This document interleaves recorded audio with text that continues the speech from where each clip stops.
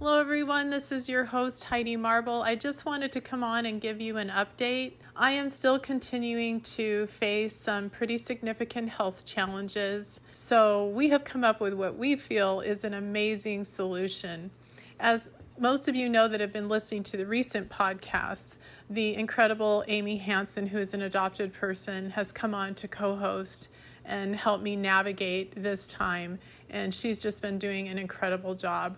We will have more about her in a bio and everything once we get our website and everything organized so that you can learn more about her. We have also added the incredible Elle Klassen to be part of this as well. Elle has been a guest on our podcast. She lives in Canada. She has an amazing point of view, and the two of these ladies together are just such a perfect combination. We just want to keep going. And I think our adoption community, it's such a family, and I feel so much love and support during this time. We appreciate you listening and being patient and waiting for our content to come out. You are amazing, each and every one of you, and you are so strong. And we do need to be there for each other. So my love to all of you. I'm a feisty old bird, as most of you know, and I hope to be back to full throttle soon and to be part of as many of these interviews as I can.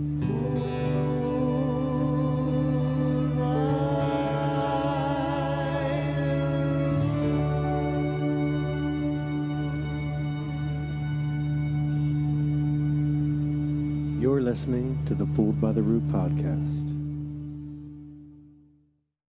Welcome to Pulled by the Root.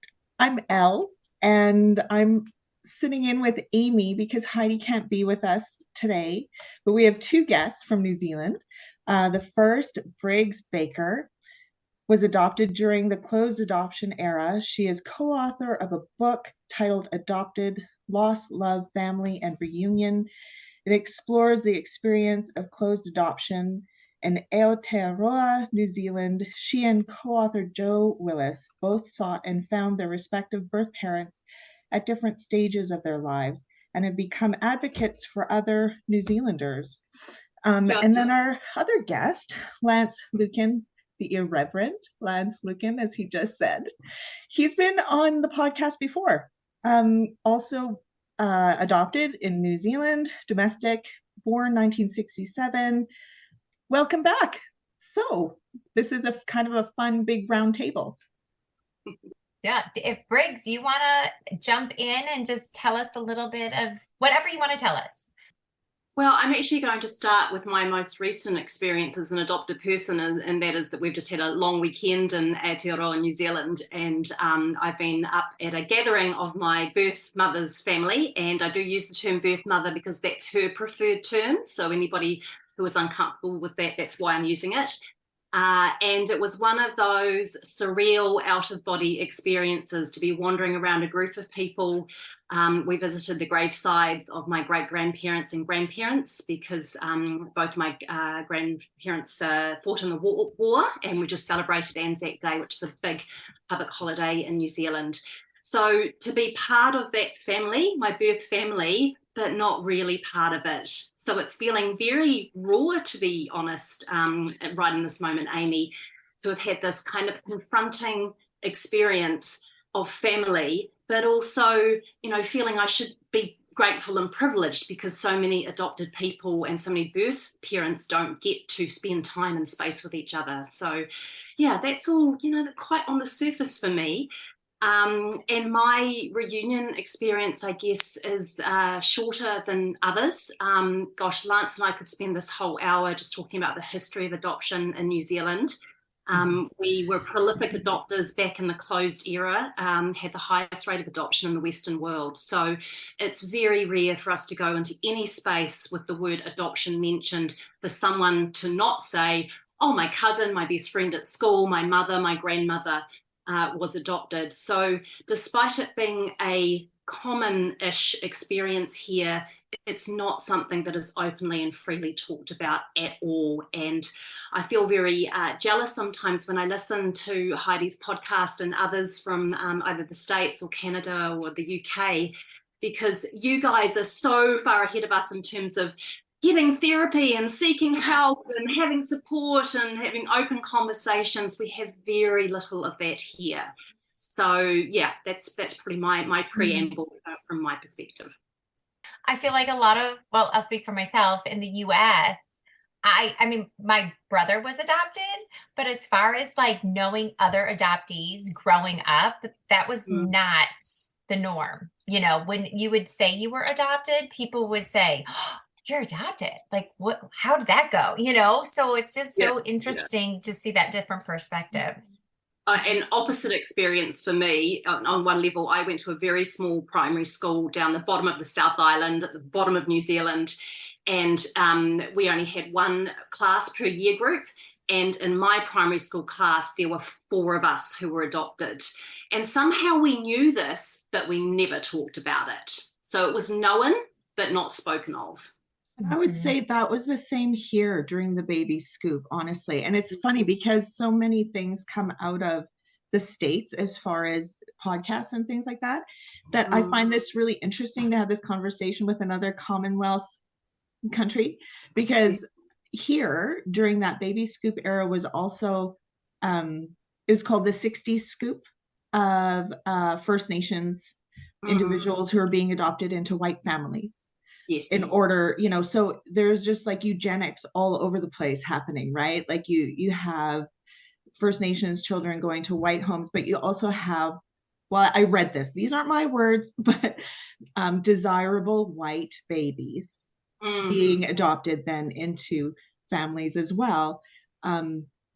Its own sort of eugenics, because it's trying to, you know, blank slate, take it from the fallen woman who got pregnant because God forbid she got pregnant outside of marriage, that sort of thing.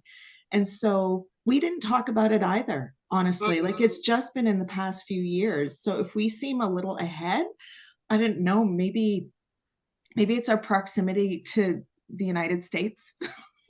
Quite possibly. And again, Lance and I could spend the whole hour talking about the intercultural adoption history of Aotearoa, and I'd love you to have someone on the podcast who could speak with more authority to that piece, because we have huge numbers of Māori children who were adopted into Pakeha or white families, and you know, the repercussions of that. And if you watch that clip you referenced earlier on the Sunday program, you would have seen Tony speak to that piece and the absolute damage and trauma. And I'm sure, like your First Nations people, that connection to whakapapa, to history, to heritage, to genealogy is so critical. And to have severing of that, you know, massive trauma that goes even beyond what Lance and I have experienced. Yeah, it's huge. It's huge. I may have needed a lot of Kleenex during his portions of that documentary. Lance, what about you? Well, yesterday was Anzac Day, as Briggs has said, and I'm a returned service person, former soldier or officer, I should say, in the New Zealand Army. So yesterday was a busy day for me. A very early start, 4:30, to commemorative services I was involved in or participated in. For me, you know, adoption is an ongoing part of my life. It's part of the PhD work I'm currently doing. But I've had this very surreal experience. I guess it's surreal, really it's not, but my adoptive father has just died. So unlike Briggs, I refer to my mum and dad and my mum and dad as my mum and dad and my mum and dad. I say I've got 4 parents. I don't give a descriptor to any of them, because in my mind, the 4 of them are my parents. And so I will refer to my mum and dad, or my mum and my dad, which is always a bit weird. But my adoptive father has just died. And I'm sorry. I really struggled with that, I have to say, which was interesting. I didn't know how I was going to respond when one of my adopting parents passed, but it absolutely shook me to the core. And I think that's because he is the only father figure really in my life, because I have had a very limited reunion with my birth father, but that did not go well, and so that relationship has fractured, and so with Dad dying, it was a real a real kick in the guts. Are your parents, your adopting parents, the mom and dad, are they elderly? Are they quite old, or was? Oh yeah. Yeah. So my parents, my adopting parents, were, I think they'd been married for about 15 to 16 years before they adopted my brother, who is not my biological brother. And then I was adopted 3 years after that. So while my birth parents, my birth mother is 4 years older than me, so she would be 59, 60, and my birth father would be 61. My adopting parents, my dad was 89 and my mum is 87. Gotcha. I just asked because I think sometimes if it was infertility that was a part of the reason for then adopting, often they were older, right? Because they tried for so many years, and then so my adopting father is 93.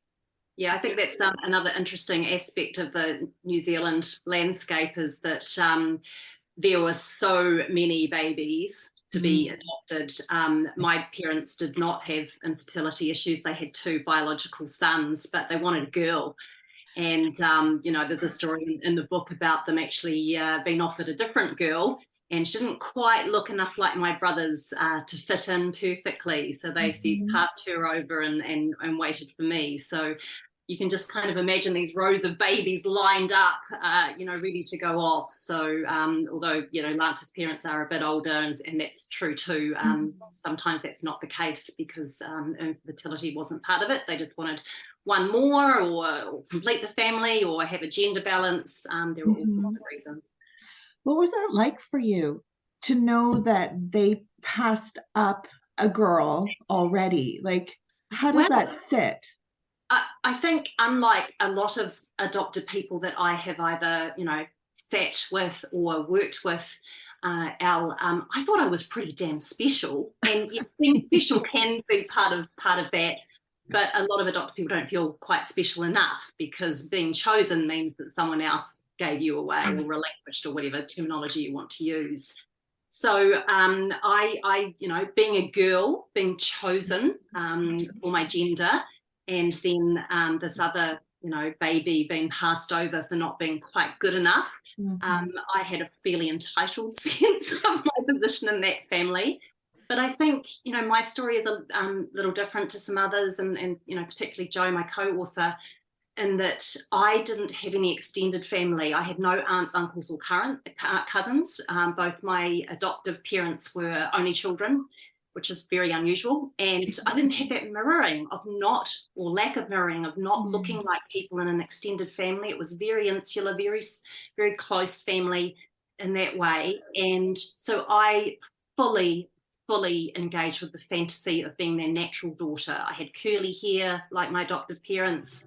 I looked quite like one of my other brothers. And I just fully engaged in that fantasy for about the first 30 years of my life.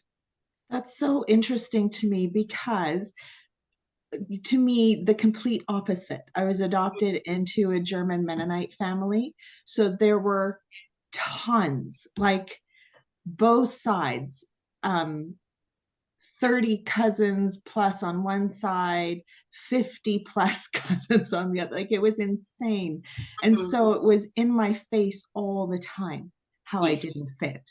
Yeah, so that's really interesting to me, that you could fool yourself into thinking that you were theirs, because absolutely. And I don't know many others who have had that experience, but it's so interesting. I referenced attending this family gathering at the weekend.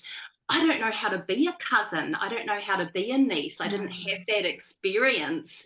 And so all of the shared history and the humor and the, everything that makes a rich extended family life, I just didn't have exposure to. So in some ways I was really protected, but it also makes the denial much, much deeper in terms of coming out of the fog. Yeah, that's interesting. What about you, Lance? What was your family like? My experience is totally the opposite. I had a large family that I was adopted into, and unlike Jo, well, Brigs anyway, I can say we did not talk about adoption. It was not something you talked about, and I think perhaps because of the infertility issues and the shame of that. So the only conversations, and I'd encourage people to listen to the previous episode, which explains some of that trauma of discovering that I was adopted. But it was something we were told we were never, ever to talk about. And certainly we weren't to talk about it amongst just the little nuclear family of mum, dad, and my brother and I. But certainly it was never to be mentioned with cousins. So my parents, my dad had a sister and cousins, and my mum had 2 sisters and a brother and all those cousins. So I grew up in a very close family with lots and lots of cousins, always feeling like I didn't quite belong because there was, I was this, dirty little secret, and we weren't allowed to talk about it. What I didn't discover until, only probably about 5 or 6 years ago, because I'm a minister and I was asked to conduct the funeral of one of my cousins. So, we grew up with this very close-knit group of cousins. There was about 10 of us, or there's about 9, let's say 3, 4, 5, 7 or 8 of us or so. Of those 8 cousins, 4 were adopted. None of us knew. My brother and I obviously knew that we were adopted, but we thought we were the only ones. And these other 2 cousins were adopted, and they thought they were the only ones. So, here is this little group of 8 cousins where 50% of them were adopted, and we never had the opportunity to share our stories and to say how hard it was for each of us in that sort of situation.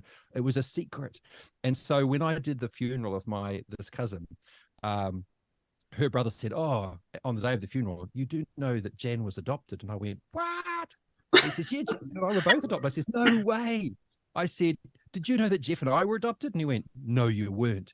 So here we were as adults now trying to process that we'd grown up, all of us having these same feelings of not quite fitting and not knowing why. And if we'd been able to share our stories at a younger age, it may have helped us into our adult years and sort of face some of the issues that we had faced. But yeah, no one talks about it. It was a total secret. And at school, you did not let on that you were adopted, because if you did and someone found out, well, then you became, "Oh, you're a bastard child." And all the horror that would come with that, because the stigma in the 60s in New Zealand was very much alive, that adopted children were tainted because they came from these fallen women. And I remember vividly at one point, my mum, who's a beautiful person, but just she said, "These stupid girls that get themselves pregnant and can't look after their kids." And that was the attitude that existed. And I was one of those children born to one of those stupid girls. Yeah. Me too. Yeah. Me too. Yeah, hands up. I was one of those, when your adopted family gives you excuses, right, to say your mother was poor or couldn't care, but they're trying to make you feel justified to be a part of their family, right? But they don't realize that that is your mom, and that the way they're describing this human, right, is part of you. So that is really hard. I wanted to ask Lance, at what point, and I'm not sure of when you were in reunion with your birth family, how did that all come about? You too, Briggs. Was it a moment in time? What was it? Wow. My story is I guess my own story, and it's unique in its own sort of way. I always struggled from an early age with being adopted, and part of that was because I just did not fit into this family. I loved my family, but there was something that didn't quite fit or gel. And when I discovered I was adopted, that sort of gave a language to why it was that I have nothing in common with my parents, that my interests are not their interests, that I'm a nerdy kid and they're not nerdy people. I don't like getting dirty and wet, and my dad likes going hunting and fishing and all those sorts of things. So, I didn't quite gel in the family. And so, when I discovered, that I was adopted, it was like, then I went through the fantasy phase of, maybe out there they're searching for me, and, I got mixed up in the hospital. But the crux of the reunion search didn't happen till later in my life, until I was married and had children, which is often, I guess, the way.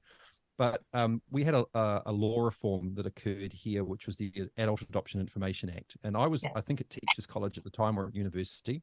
And this is the first time I think I lied to my mother ever, because I was a good kid. She brought me this form, which was the veto form. So part of the legislation said that either the birth parent or the child could put a veto on their records, which would stop the other individual from having access to the full information. And my mother brought me this form and said, this is for your protection. You need to sign this form and send it away. So I took the form, I did nothing with it. I folded it into the envelope and sent a blank form back to the government. And I told my mother that I'd done it because I just couldn't close the door.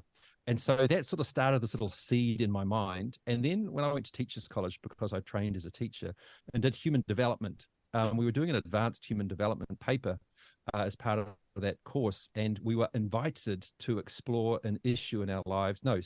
Explore a traumatic issue that someone might experience. And they gave a list, sexual abuse and all sorts of other trauma.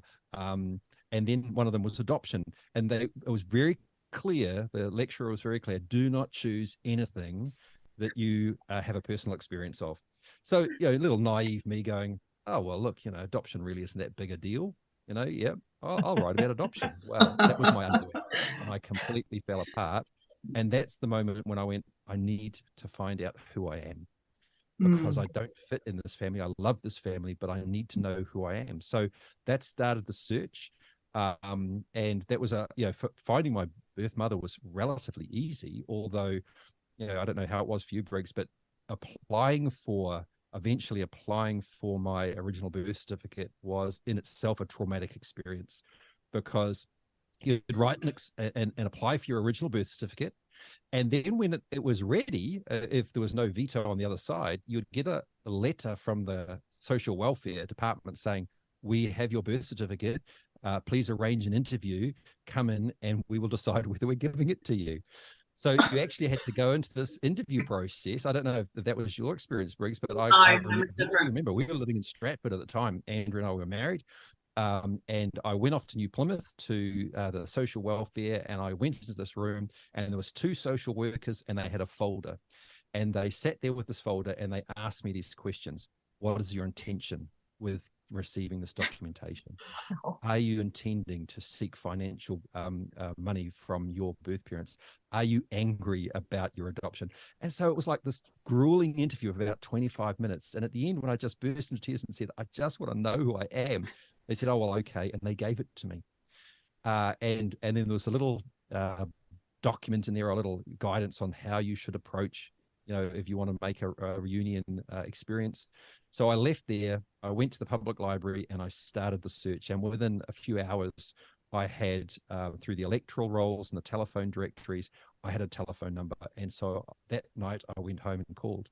So it was traumatic, but it was relatively easy. However, I went into the room, and we had, landlines in those days. It was, this was going back 25 years. And I rung the telephone number, and the line was dreadful. It was really crackly and awful. And this person on the other end of the line answered and said, hello. And it was the first time I heard my mother's voice ever.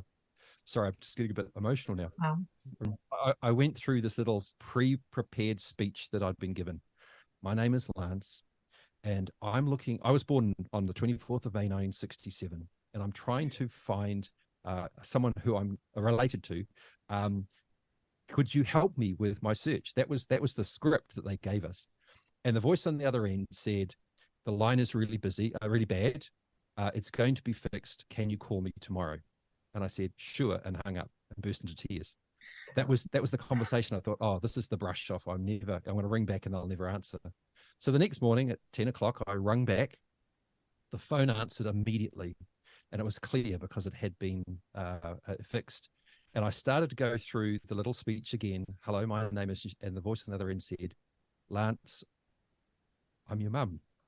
And I've been waiting for this call for my entire life. And I've thought of you every single day.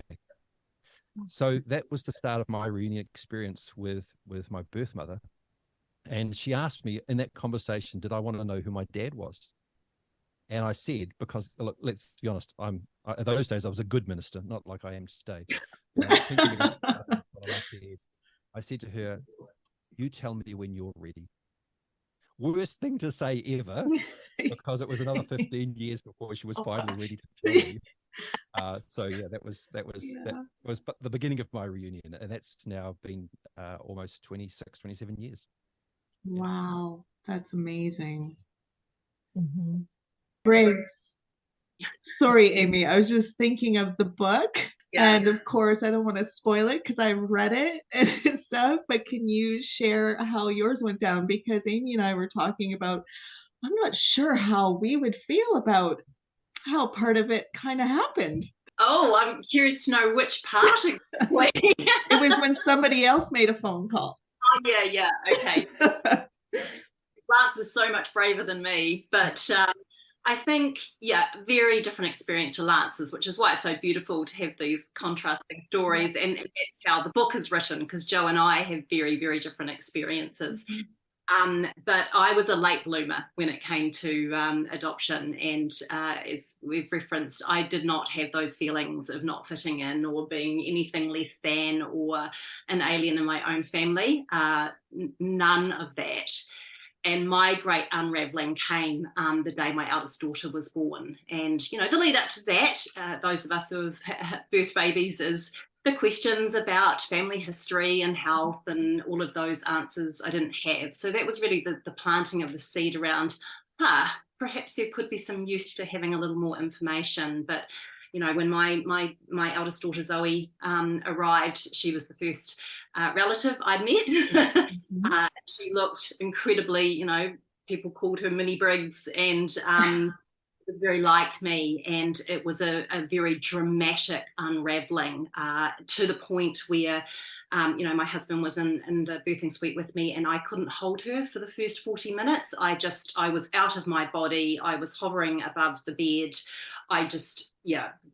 Quite strange experience, and my gorgeous husband was the first to hold her. So that was a journey as a mother, to kind of find some answers. And I must admit, it was probably my husband who was pushing a little more for genetic information. And I'd never had curiosity. I'd never passed a woman on the street and thought, "Oh, are you my mother?" I was completely loyal to my birth family and to that fake heritage and history that I'd always believed in. So I guess, seed was planted, encouragement from my husband, curiosity that came, but also starting to read and listen to things around adoption. And my great motivator was not for me, it was for my birth mother. And as a mum myself, just genuinely believing I could not go through my life not knowing what happened to my baby. So that was the thing that kind of got me over the hurdle and got me over the denial. Like Lance, I applied for my original birth certificate, and they actually sent me my fake one, my post-adoption one. And I thought, right, there's the sign. I'm not supposed to get it. That's it, no more. And for 9 months, I didn't do anything else. And I don't even know what motivated me. I'm sure it was one of those reunion programs on TV and people, sobbing all over the place. I thought, no, I've got to find her and tell her that I'm alive. And she did the right thing and I'm all good. So I reapplied, and unlike Lance, they just sent it to me. It just arrived in the mail with a pamphlet saying that they encouraged me to have some counselling before I contacted my birth mother. And I thought, bugger that, and got straight down to the public library and started the search. And obviously all you have is a name. Ended up going through marriage records and found my birth mother's maiden name attached to a surname of a guy. And without that married name, I would never have been able to find her. So I think the post arrived at 10 o'clock that morning, and by 6 o'clock that night, we were dialing. So in some ways, too shockingly fast. Lance had those years to process and think about and write a script and everything. Mine was a roller coaster that just did not stop. But at that moment of dialing, and I think that's what you're referencing, Elle, yes. completely chickening out. And I said to my husband something a little bit sweary along the lines of, I'm not effing calling, you call. And he said, okay, I will. So he was actually the one who rang my birth mother. And very, very unusually for New Zealand, I don't know about the US and Canada, but my adoptive parents had kept my original name. And my name is unusual. My full name is actually Brigitta.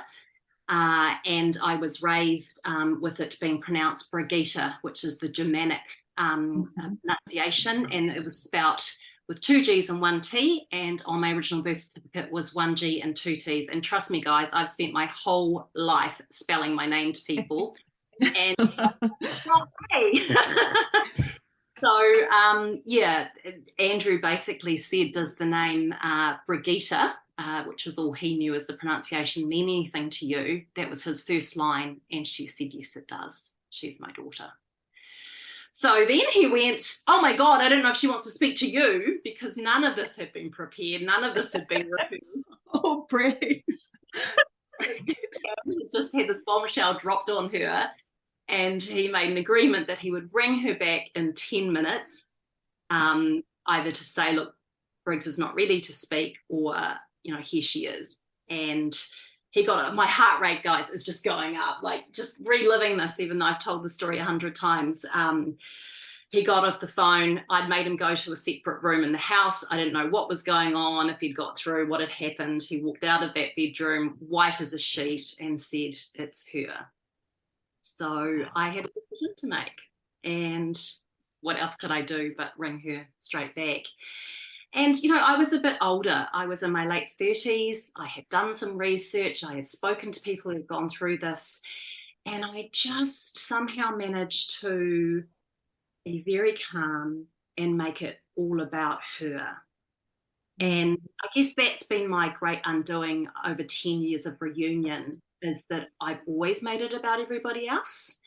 And I've always wanted to protect my adoptive parents, my birth mother, keep everybody's feelings, you know, hold them central. And if you've read, the thing that's a little unusual about our book is that our husbands, partners, and children and our birth mothers have all contributed to the book. And so you hear all of their stories.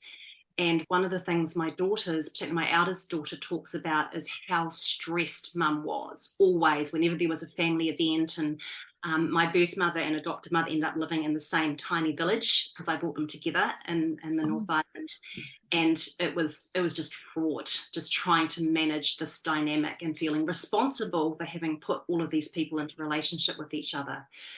But in that moment, it was all about Jan, my birth mother, and making it okay for her and telling her she had done the right thing.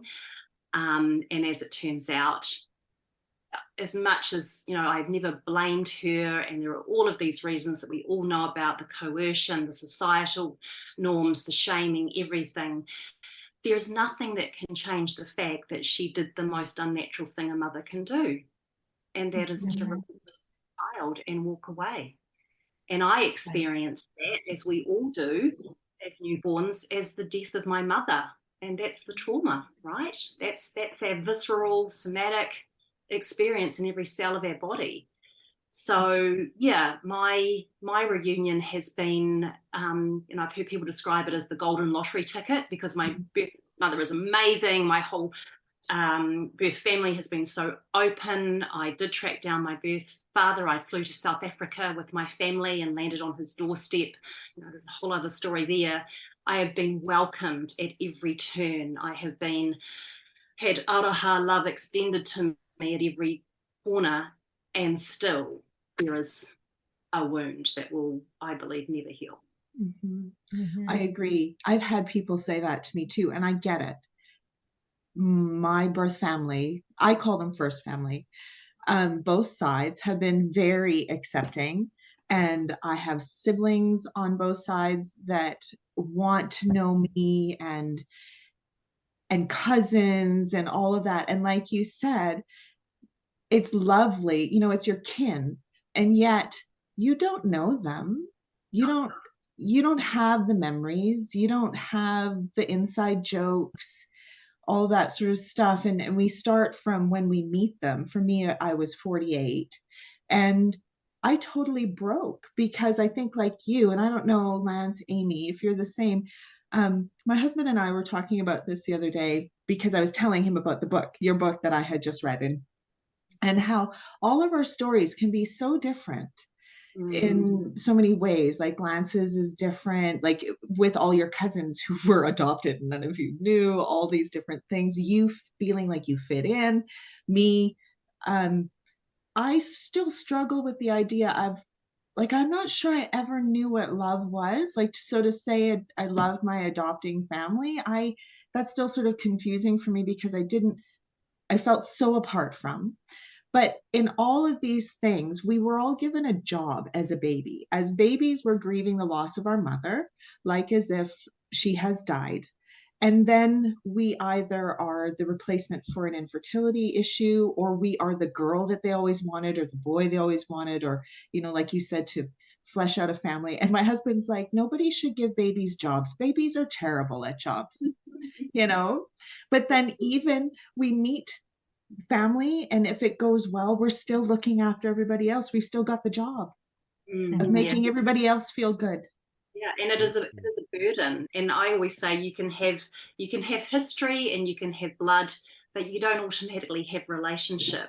And nothing can replace those years that you lost. No matter how hard you work, no matter how hard you try, no matter how open you are, the relationship is lost. And we come to reunion and try to put all these damaged people back together.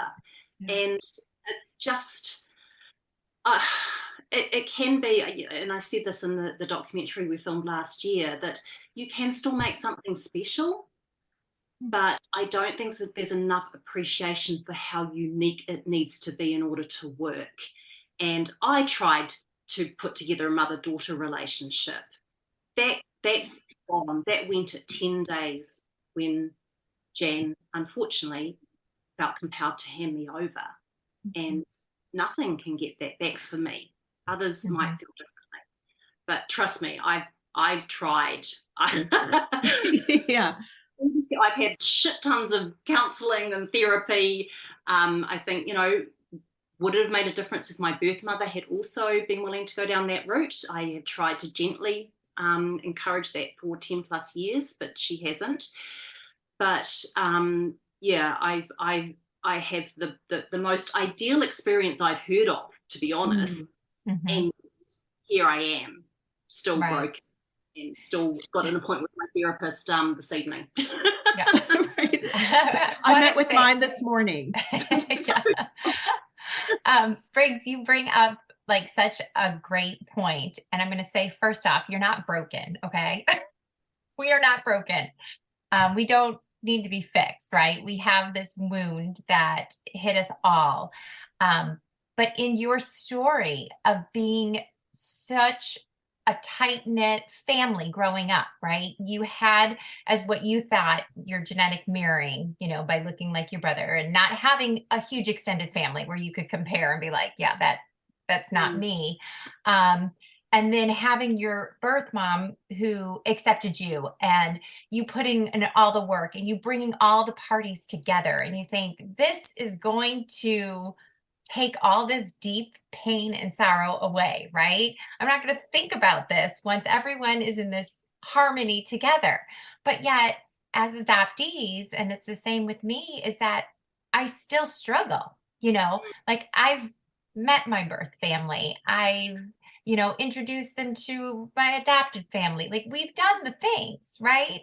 And you try to keep these relationships going, but yet it doesn't fill that empty spot in your heart from never, like I was never held by my birth mom. So I don't know if in New Zealand is like, for Lance, were you with your birth mom in the hospital? No.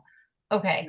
10 days she nursed me and cared for me for 10 days. But 10 years earlier when Jo was born, for example, no, whisked away.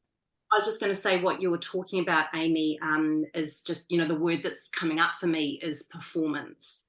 From that 10-day-old baby I was performing a role, I was fulfilling a job, and it's the performance aspect that is exhausting.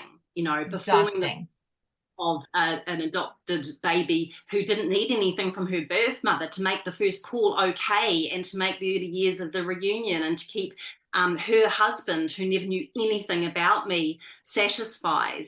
The performative aspect of our roles in life and what has defined us. I had, like Lance, loving adoptive parents, but I performed a role because that's the only thing that would keep me safe in my baby mind.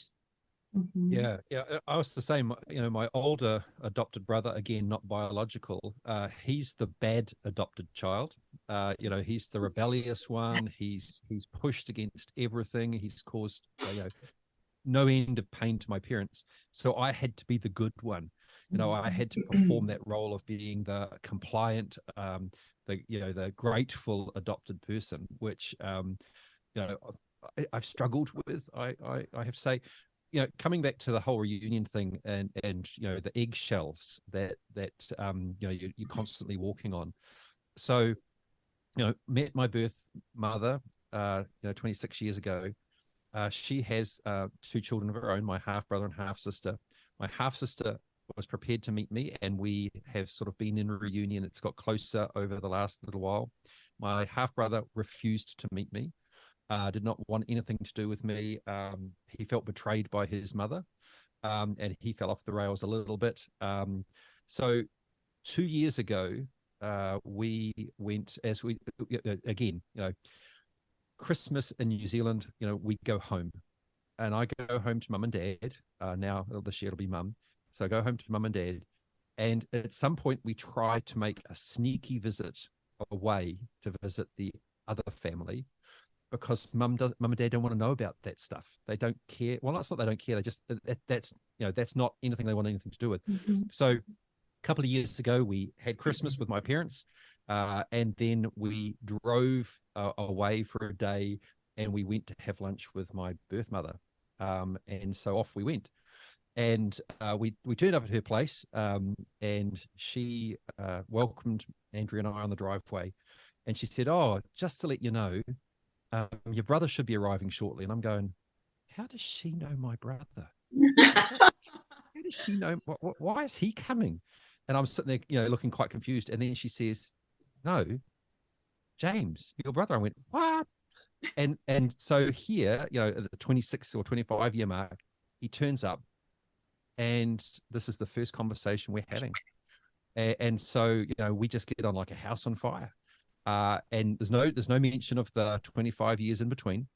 But then that starts a new relationship, which comes back to the whole thing with dad dying at the moment, and the change that's taking place in my life. So now I've got these, burgeoning relationships all over the place. So anyway, I've now caught up with my birth mother and my half brother and his partner a number of times for dinner when I've been away for business. And this comes back to this whole thing about the gap that exists. So we'll start having dinner and we'll just talk about family stuff. And then my half brother and his mother, my birth mother, will start talking about family stuff. And I have no knowledge of what they're talking about. And they'll talk about how this is going on and that's going on, and talking about all these sort of cousins and bits and pieces. And suddenly, it'll be 15 minutes into the dinner conversation when they will both realize Lance is really quiet. And then they will sort of change the topic so that I can be included again, because I have no idea what they're talking about, because it's my family, but I know nothing. And unlike, most reunion stories, I've not met anyone outside of my birth mother and my half brother and half sister and their father. No other member of the family. And with my birth father, I've met him and his partner and no other member of the family. And so, the reunion has not been welcome to this big extended family. This reunion has been, come into this little alcove that we've made for you. But that's as comfortable as we feel right now. And so for me, there's this whole thing with dad dying and, with mum also aging, going, what's going to happen when mum dies? Will that give me the permission to actually engage more fully with my actual other family? Because right now I feel like I'm holding back to protect mum and dad. And that's the role that we all seem to play as adopted people. It's Yeah. so common, isn't it?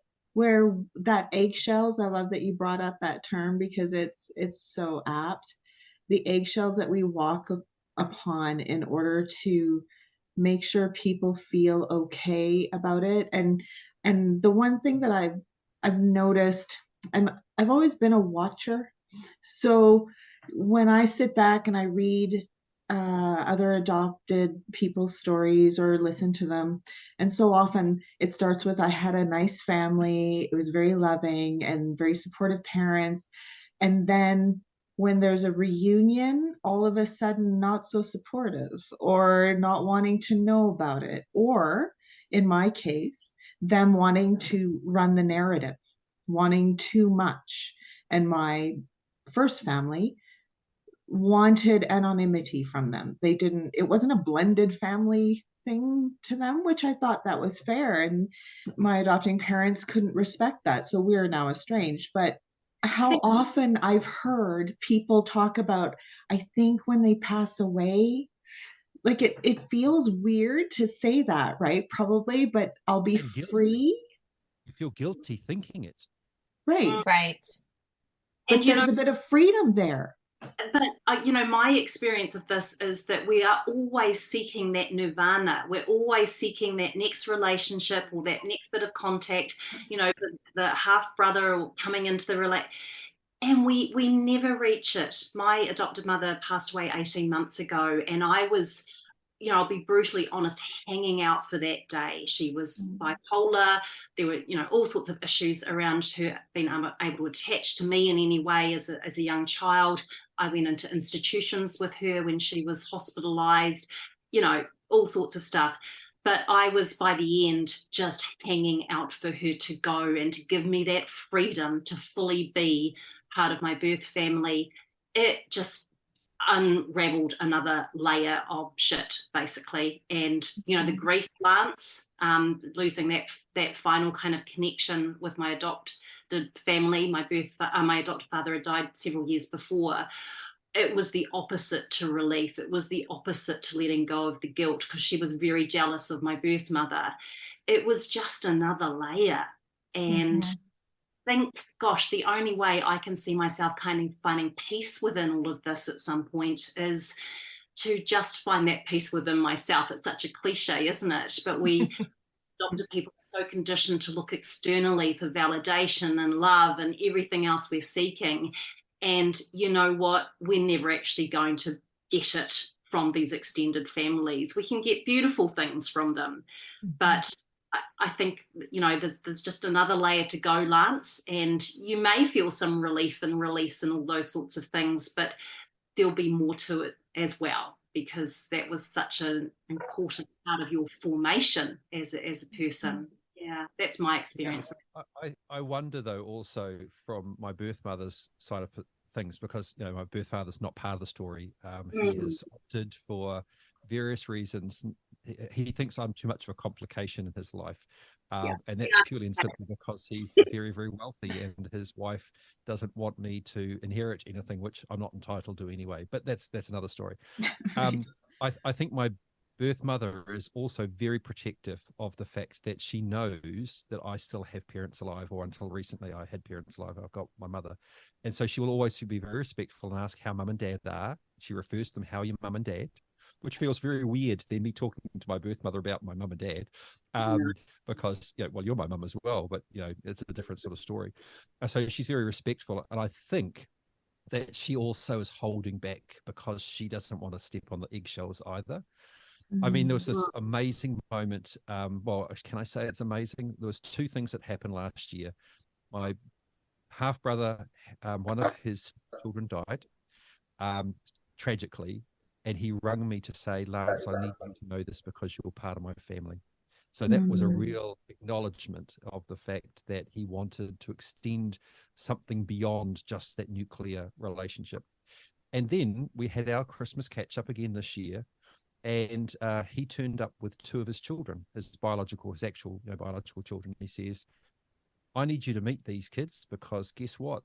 They're your family. And that really hit quite hard, because here was these two kids that I looked at them, and, after, all this, 56 years of my life, not recognizing myself and even my own biological children, looking at one of his kids and going, you look like my son. And suddenly it was like, oh my goodness, I can see it. I can see it. And that was a magical moment. But again, I can't share that with mum, because she doesn't understand and doesn't want to understand, because for her, this is all too hard. And so, I wonder what it's going to be like when she has passed, and maybe a new relationship can burgeon in its place. Do you think part of it is when we can finally be ourselves for ourselves without feeling like we need to look after other people? When does that day come? Right. Well, like to be the kids looking after the grown-ups is what I mean. Like, of course, I'm always going to be there helping my own kids, or being there available for friends and new friends and things like that. But we were the kids, and we've always been looking after the grown-ups in our lives. So is part of that getting over the eggshells, or I just wonder, is that part of not needing to look after the grown-ups anymore? Like, we are usually infantilized, by society, by adoption agencies, by whatever. We're always the adopted children, is what they, And so, what do you think? Formative piece, Elle, that that's what we were programmed, conditioned, the role that we were set to play. And so, even with both my adopted parents passing, really resonating with me what you're saying, Lance, that my birth mother is so tentative.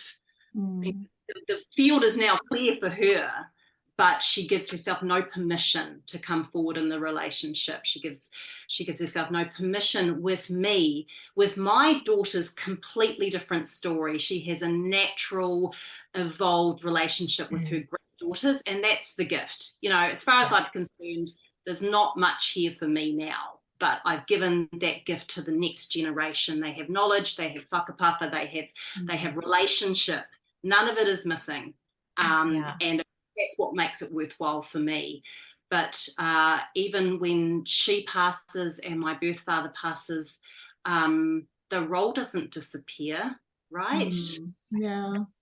As parents, if we lost our children, we would still be parents, we would still be mothers and fathers, right? And I think you just have to learn to live with those roles and that sense of responsibility, and find some peace with it. I don't want to end with a sense that there isn't hope here. And I think, that's been my journey the last 3 years. And really, since the book was written, I was still quite bright-eyed and bushy-tailed when I finished that project. And this unraveling has certainly come in the last 18 months, this latest layer with my adoptive mother passing away. So I don't want people to not take hope from these conversations. And I think that is something that Pulled by the Root gives. It normalizes the experience. It shows how wide and vast the experience is.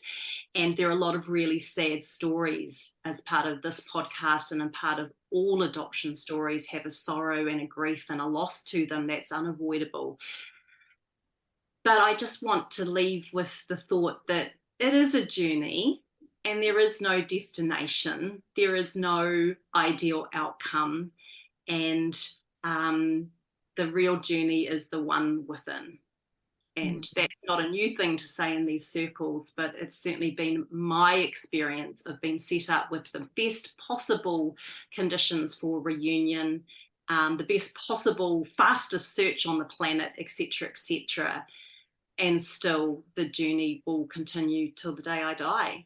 But it's now about the inward journey, and it's now about, for me, trying to let go of that role, that performance, that responsibility for other people's experience and other people's feelings. And it's my time. So that's where I'll leave it. Thanks, gang. Nice. I love It that. is your Thank time. you. Thank you. Take care, and carry on with your wonderful conversation. Thank you so much, Briggs. It was great talking to you. Hi, Brigs.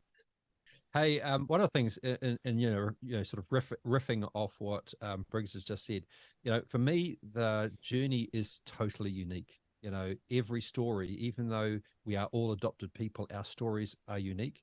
And so I get, a little cross at times when, some in the community, take some of the language and weaponize it against ourselves. Like, oh, someone is clearly in the fog still because of this or the other thing.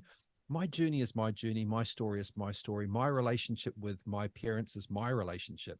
And no one else should be able to define that, even other adopted people.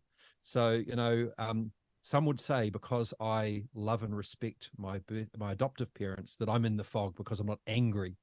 And I don't want to be angry. That's the thing. I often call myself a hope-filled adoptee, even though I don't like the word adoptee, because I don't want to be angry at the situation. It sucks. It was not of my choosing, but as I say, I did not choose to be adopted, but I choose how I live with it. And I want to live in a positive way. I want to find ways to have relationships with all parts of the triad, and to acknowledge, that it was a flawed and failed system, but it is what it is. And it helped to shape me to be who I am. And I appreciate that. Did it screw me up? Absolutely. Just talk to my kids, they would know. I was not an overly present father at times because I was struggling with what it even meant to be a father, because I was struggling with who I was as a person. Yes, I felt like that as a mother as well. And having been the bad adoptee, also being defined by that, I agree with you. Because I feel like all our journeys are so different, and there are commonalities. Like, it is interesting how our sense of lostness still is sort of a ubiquitous thing, or the certain struggles we have, but that we can't both and for each other, like you said, when it is weaponized, because you get, perhaps you're still in the fog or whatever, and I get, well, when are you going to stop being angry? Well, I'm not angry. I'm just asking questions. And I'm sorry if they're hard questions and they make you uncomfortable, but that doesn't mean I'm full of bitterness either, right? But we have this habit as humans, and then as this smaller community of adopted people, of wanting to slot everybody into little boxes, I guess, or take sides. I don't know. And I would rather just all hang out, and listen. Yeah, Absolutely. I mean, because each one of us, not only is our adoption experience unique, but the situation that created that experience is unique. My parents were not able to have their own children, whereas Briggs' parents wanted to have the child that, the gendered child that they may not have been able to get the other way. And my parents, they adopted me in the 1960s. There was no counseling support for them when they went through that process. They didn't unpack their own infertility issues. And I can remember this, my mother believes it to be a beautiful thing. And I know that she said it from the genuineness of her heart, but it didn't land so well for me. She said, Lance, we so desperately wanted our own children, and we tried and we tried and we tried, and we couldn't have any. So we got you. Now, what she meant by that was what a joy that was to receive after this years of pain. But what hit my heart was, we wanted this, we couldn't get it, so we settled. And so I lived that life of being the booby prized or the second rate, person, because I wasn't what they wanted. But that's never been the intent of my parents' heart. But that's how I've lived with it. And so, we've got to have our own journeys and experience and unpack that in our own ways. And we all carry our own pain. Absolutely. And I don't know how it is for Amy, and mine, it was, they had a biological daughter, and then there was infertility, and then when she was 2 or 3 they adopted. Then there was a long span of time, so I'm like 12 years younger, and they decided to adopt again. And it was a very religious family. My dad was an evangelical minister, and